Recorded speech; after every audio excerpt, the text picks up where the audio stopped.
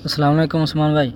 ਇਹ ਸਾਫਟਵੇਅਰ ਕੀਤਾ ਠੀਕ ਹੈ ਪਿਕ ਆਰਟ ਤੇ ਪਲੇ ਸਟੋਰ 'ਚ ਇਹਦੇ 'ਚ PicsArt photo editing master ਲਿਖੋਗੇ ਤੇ ਆ ਜਾਏਗਾ ਠੀਕ ਹੈ।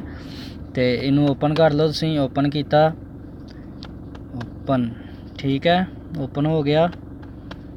और उस तो बाद हो जा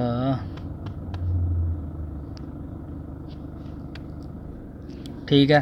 ए प्लस का साइन है नीचे ठीक है, तीर का साइन भी आ रहा है। ये क्लिक किया, गैलरी ते गए एडिट ठीक है। गैलरी चले गए, उतों जी तस्वीर तुसी बैकग्राउंड ख़त्म करनी है वो तस्वीर लै आवो ठीक हो गया। मसलन है तस्वीर मैं लैन दी, ये बैकग्राउंड मैं ख़त्म करनी है। ऐड वगैरह आती है इनू ख़त्म। उस तो बाद मैं जावांगा ये कट आउट दे विच ठीक है, जी कैंची बनी दी है। तो कट आउट दे विच जाके ते तुसीं जेह्ड़ा अब मेरा ਇਹਦੇ ਤੇ ਕਿਤੇ ਵੀ ਜਿਹੜਾ ਨਾ ਕਿ ਤੁਸੀਂ ਇੱਕ ਦੋ ਦਫਾ ਕਲਿੱਕ ਕਰ ਲਓ ਇਸ ਨਾਲ ਠੀਕ ਹੈ। ਬਾਅਦ 'ਚ ਅੱਗੇ ਚਲੇ ਜਾਓ ठीक है। उत्ते तीर का साइन आ गया, उधर ते क्लिक करोगे अगे चले जाएगी तस्वीर ठीक है। इंज हो जाएगी तस्वीर ठीक हो गया। उस तो बाद तुसी जनाब मेरी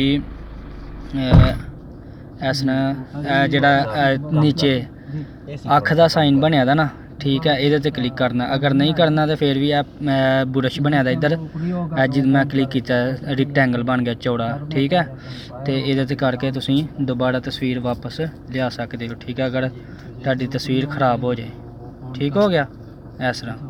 तो तुसी बाद हुण इहदी बैकग्राउंड ख़त्म करनी है, मसलन बैकग्राउंड ख़त्म करना चाहते हो तो तुसी फिर दोबारा बुरश च आओगे ठीक है। तो बुरश नाल तुसी बैकग्राउंड ख़त्म कर लो, रेजर जी है ठीक है। बुरश नाल ते जी तस्वीर खराब हो जाए उन्होंने वापस लियाना होंदा इस तरह ठीक है। मसलन यह हुण बैकग्राउंड दी खत्म हो गई ठीक है। बाद इनू सेव कर लो, सेव के उत्ते क्लिक कर लो। बाकी इनू जूम करके भी तुसी अगर सही तरह करना चाहे तो कर सकते हो ठीक है। बैकग्राउंड ख़त्म करनी हो, अगर कितों ख़राब हो गई मसलन इतों ख़राब हो गई तो बुरश च जाके तो वो दोबारा आ जाएगी ठीक है। वो सेव कर लो, सेव ते क्लिक करोगे।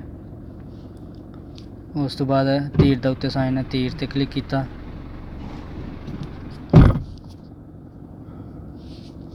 और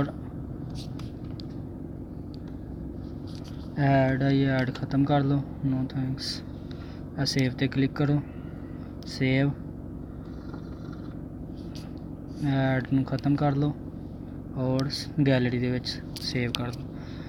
ऐसे गैलरी दे विच तुहाडी तस्वीर आ जाएगी, कट्टी दी तस्वीर ठीक हो गया। उस तो बाद दोबारा उहदे च जाओ और डिस्कार्ड कर लो। हुण जिहड़ी बैकग्राउंड च लानी है वो तस्वीर पहले लै आवो ठीक है। मसलन है बैकग्राउंड है ठीक है। दोबारा तो इत्थे ऐड फोटो है, ऐड फोटो ते क्लिक करके तो तस्वीर कट्टी दी जिहड़ी है, मसलन पहले भी तस्वीरां कट्टियां ने, इहदे ते क्लिक करके ऐड कर लेना, आ जाएगी तस्वीर ठीक है। इन्हूं वड्डियां करके इत्थे लिया सकते हो। और करनी है ओके, ऐड फोटो, ऐड